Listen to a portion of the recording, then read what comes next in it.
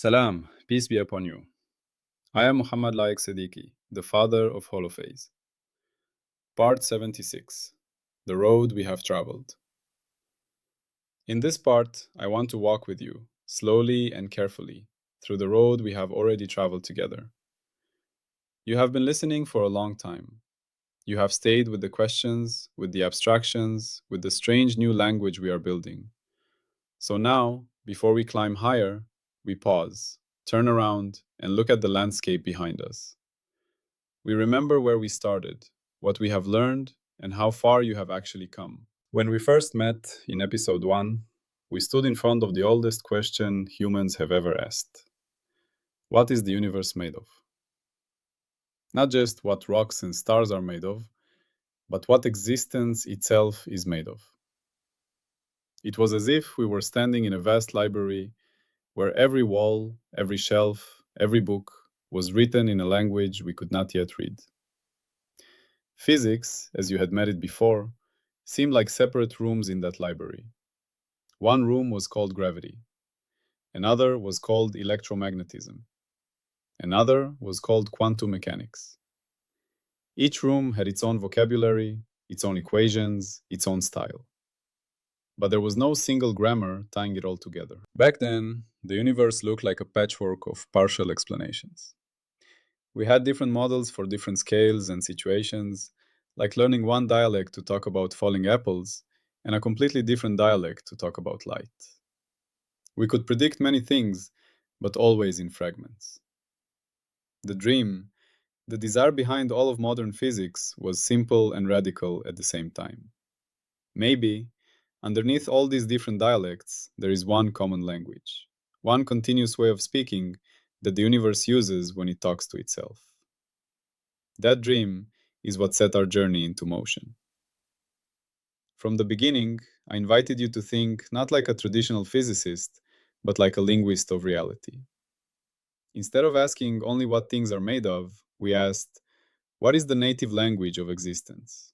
What are its basic sounds, its fundamental letters, its rules of grammar? How does reality form sentences, paragraphs, and whole stories? From that perspective, we took a bold step.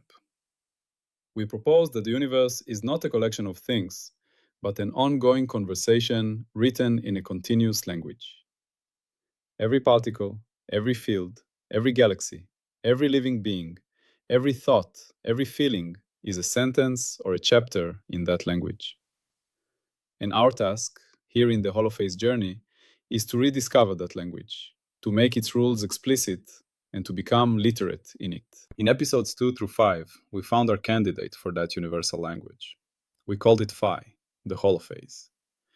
But from the beginning, I warned you about a very important subtlety. Phi is not a new kind of substance, not a mystical material hiding behind atoms and fields. If we think that way, we simply repeat the old habit of looking for a more basic kind of stuff. Instead, Phi is the rhythm through which everything is expressed. It is like music compared to instruments. Instruments are concrete, physical things. Music is patterns of vibration and relationship. Without instruments, you cannot hear the music, but the music is not the wood or the metal. It is the organization of motion. Phi plays that musical role for reality. At every point in the universe, Phi is a cyclic rhythm, like a clock hand endlessly turning. But there is a crucial secret. Only differences in Phi matter. If we add the same constant amount to Phi everywhere, nothing observable changes. That means we cannot measure absolute phase. We only feel and measure how Phi changes from place to place and from moment to moment. Reality in this view is not about absolute values, but about relationships and differences. Like the way a melody cares about the intervals between notes, not their absolute height. This led us to our first deep principle. The universe is fundamentally relational. It does not care about the absolute value of Phi. It cares about how Phi changes, how it varies, how it bends and twists and oscillates. That realization led us naturally to derivatives. A derivative is a formal way of asking how something changes. In the Holophase story, every derivative of Phi is a different type of question we can ask about that change. When we differentiate Phi with respect to time, we ask, how fast is Phi changing right now? The answer to that question is omega. Omega is the local ticking rate of phi. Where omega is large, phi spins quickly, and we feel that as a fast temporal rhythm. Where omega is small, phi turns more slowly, and we feel that as a slow temporal rhythm. In this way, omega becomes the echo of time as experienced from the inside of the phi process. Time, in the holophase language, is not an independent box in which things happen. It is one particular way in which the change of phi is organized and read. When we differentiate phi with respect to space, we ask, how quickly does phi change across distance? The answer to that is kappa. Kappa tells us the spatial texture of the phi pattern. Where the magnitude of kappa is large, phi varies sharply over small distances, giving us fine structures, sharp edges, delicate patterns. Where kappa is small, phi changes slowly in space, giving broad, smooth, gentle variations. In this sense, kappa is the echo of space. It is the way spatial structure shows up when we listen to how phi varies from point to point. Very early on, we saw that time and space are not separate boxes. Omega and kappa are not separate in essence. There are two different directional views of one unified object, the total change of phi, which we write as d phi. When you move a little in time and a little in space at the same time, d phi is the combined answer to how phi responds. Omega is d phi when you move purely through time. Kappa is d phi when you move purely through space. But in reality, all motion is some mixture of both. So d phi became our unified way of thinking about change, and omega and kappa became its special shadows. From omega and kappa, we built another key player, v, the velocity echo. V answers a very concrete question. How fast must I move through space to stay on the same phase of phi? Imagine surfing on a wave. If you move too slowly, the crest passes you. If you move too fast, you outrun it. There is one special speed that lets you stay on the same part of the wave. That speed is v. In the holophase language, v is the motion echo of how phi unfolds. It is not motion on top of some static stage, it is motion that is defined by the evolving phase landscape itself. Here we reached one of our most important insights, the triunity of time, space, and motion. We realize that omega, kappa, and v are not three unrelated quantities. There are three simultaneous expressions of how phi changes. Time, space, and motion arise together. Whenever phi differentiates, all three show up at once. The universe never gives you pure time without space and motion, pure space without time and motion, or pure motion without time and space. They are like three faces of one coin. This triunity became our compass. Every new concept we introduced had to respect this threefold echo. If we could not see its temporal, spatial, and kinematic aspects, we knew our understanding was incomplete. With the first derivatives in place, we move to the second layer of questions, the second derivatives. If a first derivative asks how fast something is changing, a second derivative asks how that rate of change itself evolves. In the temporal direction, the second derivative of phi gave us alpha, the change of temporal tone. If omega tells us how fast the local clock of reality is ticking, alpha tells us whether that ticking is speeding up or slowing down. In everyday experience, you feel alpha when a car accelerates or brakes. Your inner sense of time stretches or compresses. In more extreme settings, alpha shows up in gravitational time dilation and cosmic expansion. It is time about time. In the spatial directions, the second derivative gave us curvature, which we call g. If kappa tells you the slope of phi, curvature tells you how that slope bends. A flat landscape has constant slope and zero curvature. A bowl has positive curvature, guiding things towards its center. A hill has negative curvature, guiding things away. In the holophase picture, curvature is not a decorative detail. It is at the root of what we experience as forces. Objects move along paths guided by the curvature of the phi landscape, just as water flows along the curves of terrain. We also met convergence and divergence, the way patterns of kappa focus into regions or spread out from them. When kappa vectors converge, patterns intensify and energy effectively concentrates. When they diverge, patterns dilute and disperse. Shear and twist joined our vocabulary as well, describing how neighboring strands of the field slide past one another or rotate around each other. These ideas, which in standard physics appear in fluid dynamics, elasticity, and field theory, became natural grammatical features of the holophase language. They are the adverbs and adjectives that modify how change happens, how flows entangle, how structures hold together or tear apart. At this point, we introduced something that changed how we imagined the whole language. We drew the master tree. At the root of the tree sat phi itself, silent and undifferentiated. From that root emerged the first branches: omega, kappa, d phi, and v, our basic letters. Above them grew the second layer: alpha, curvature g, convergence, shear, twist, and mixed derivatives that combine time and space directions. Above those, still higher layers: jerk, snap, and all the higher temporal derivatives. Higher order spatial derivatives refining curvature and shape. More and more intricate mixed derivatives tying time and space into ever richer patterns.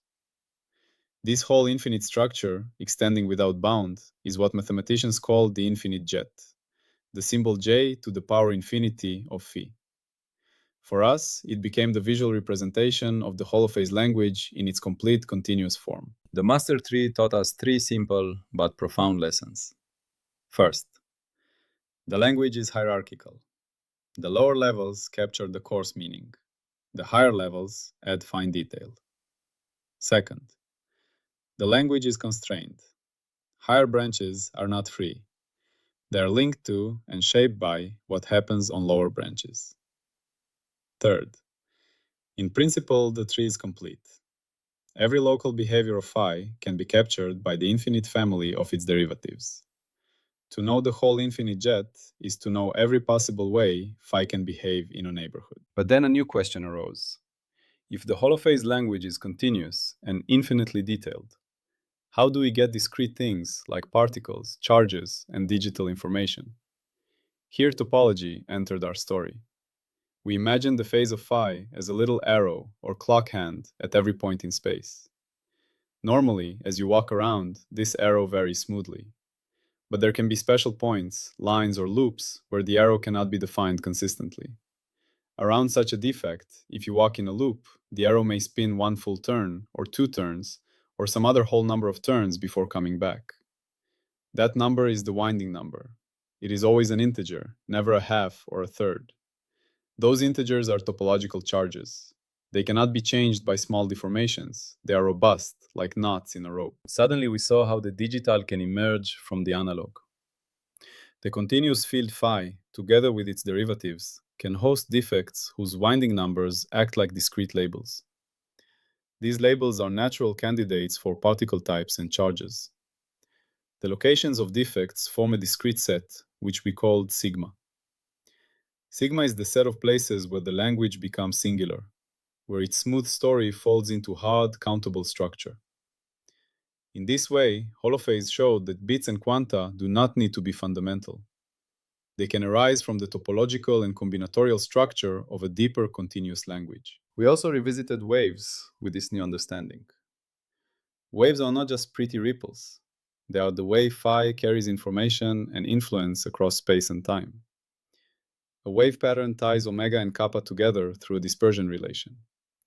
That relation is like a grammar rule that tells you which combinations of temporal and spatial rhythms are allowed in a particular medium. The phase velocity of a wave tells you how fast the crests move. The group velocity tells you how fast a packet of meaning travels. When we form wave packets, we create localized phrases in the language of phi, pulses of structured change that carry messages from one region to another. Interference between waves became a story about meaning interacting with meaning. When two waves meet, they can reinforce each other, cancel each other, or create complex new patterns. Constructive interference is like two people speaking the same message in sync, making it louder and clearer. Destructive interference is like two opposite messages canceling out.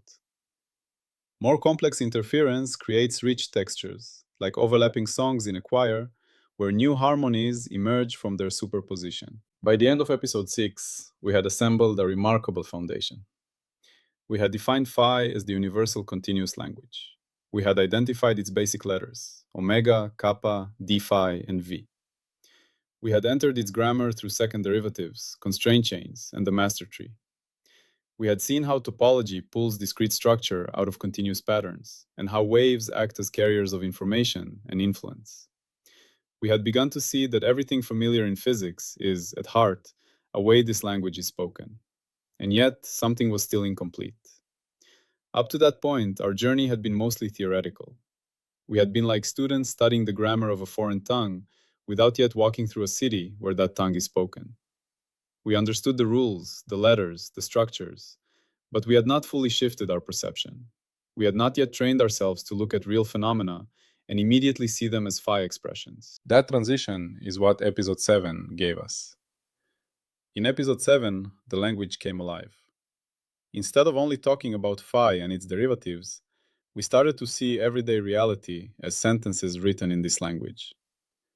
We made a shift from learning about holophase to learning to think in holophase. We revisited omega, kappa, v, and d phi, but now with a focus on meaning. Omega became not just a frequency, but temporal meaning, the way reality sets tempo and rhythm.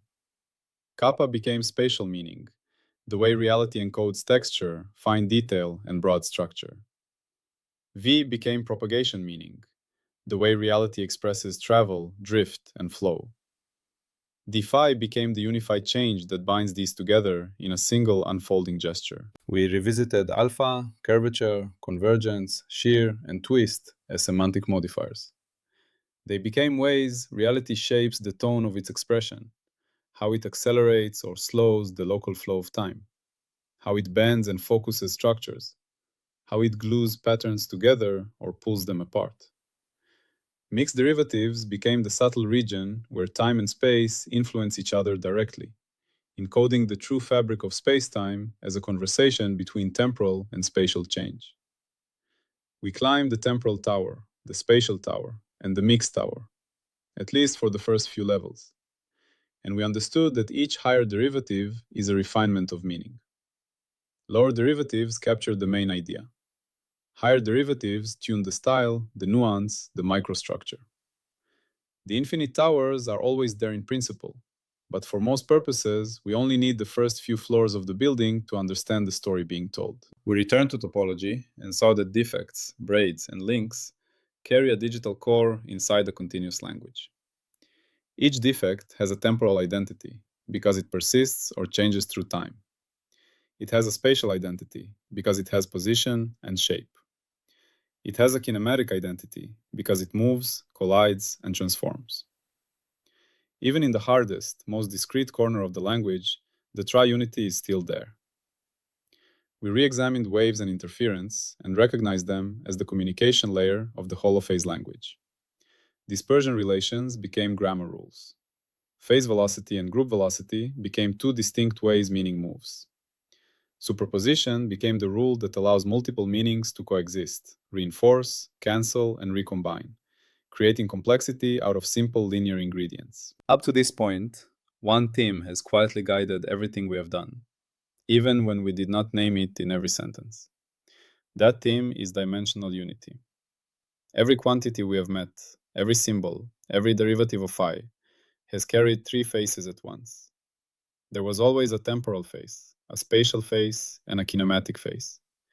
Sometimes we started from the time echo, like omega and alpha. Sometimes we started from the space echo, like kappa and curvature. Sometimes we started from the motion echo, like v. But again and again we discovered the same pattern. No concept is complete until you can see all three of its echoes. This became our internal test of coherence. If a supposed new ingredient in the theory could not be expressed as a triad of time, space, and motion aspects emerging together from phi, then it did not yet belong to the holophase language. In this way, dimensional unity stopped being a slogan and became your everyday thinking tool. This demand for a triple echo is not only a matter of elegance, it is a form of falsifiability. It gives us something sharp to test. If the holophase picture is true, then any phenomenon we meet should allow a translation into the language of phi, where its temporal, spatial, and kinematic aspects arise from one and the same pattern of derivatives. Wherever reality refuses this translation, wherever time, space, and motion appear as independent decorations on top of some deeper stuff, the holophase proposal is in danger. That is good. A healthy theory must be vulnerable. It must risk being wrong in clear ways.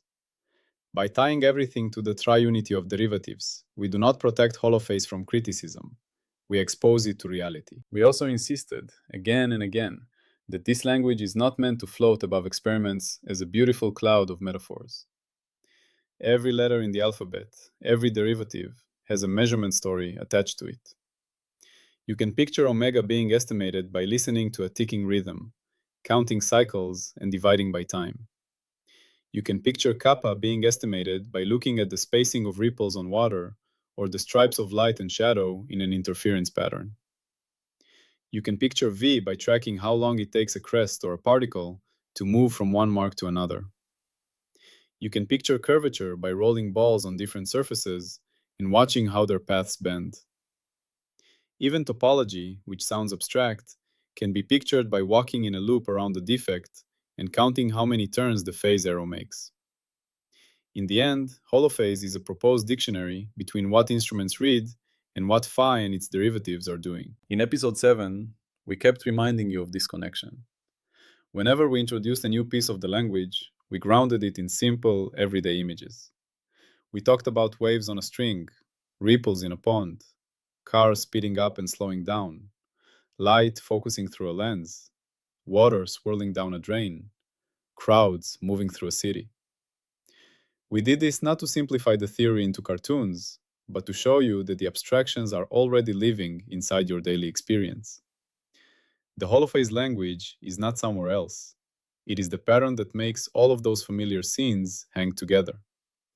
Each time you recognized omega in a blinking light, kappa in a pattern of tiles, V in a flowing river, or curvature in the way streets bend around the hill, the language took one more step from theory into perception. Another important thing has been quietly present all along: humility.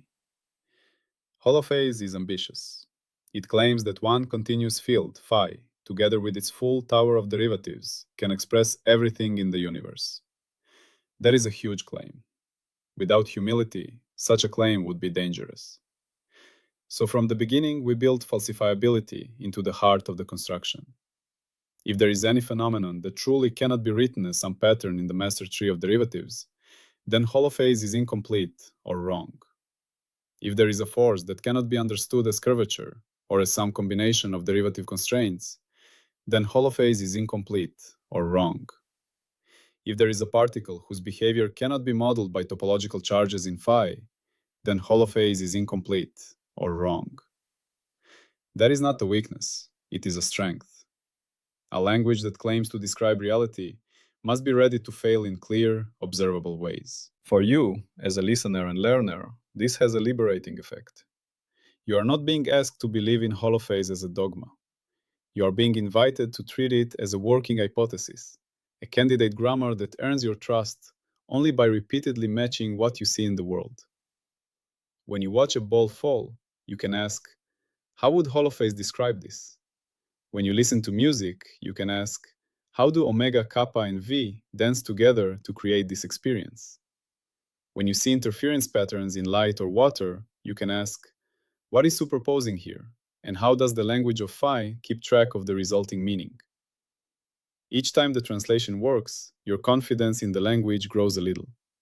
Each time it fails or seems forced, that is not a reason for shame, but an opportunity to refine or even reject parts of the framework. Slowly, this changes the psychology of how you relate to the universe. Instead of feeling that reality is a bag of unrelated facts, each with its own formula that must be memorized, you begin to sense that there is a single underlying story, told in one continuous voice. You do not need to learn one separate theory for gravity, another for electromagnetism, another for quantum fields, another for fluids, another for solids, another for life. You can start from phi, from its derivatives, from the master tree, and then ask for each domain, which branches of this tree are active here, and how are they being combined? That way, every new phenomenon you encounter becomes less like an isolated puzzle and more like a new paragraph in a book whose alphabet you already know. This is where part 1 of our recap leaves you. We have rebuilt the road from our first question about what the universe is made of to the recognition that everything you see is a sentence in the language of phi. You now know the alphabet, the grammar, the master tree, and the ways waves and defects carry meaning through it. When you look at the world, you can begin to say, this is omega, that is kappa, here is curvature, there is v. You are no longer a passive spectator of reality. You are slowly becoming a reader of it, someone who can meet existence in simple, honest language. Peace be upon you.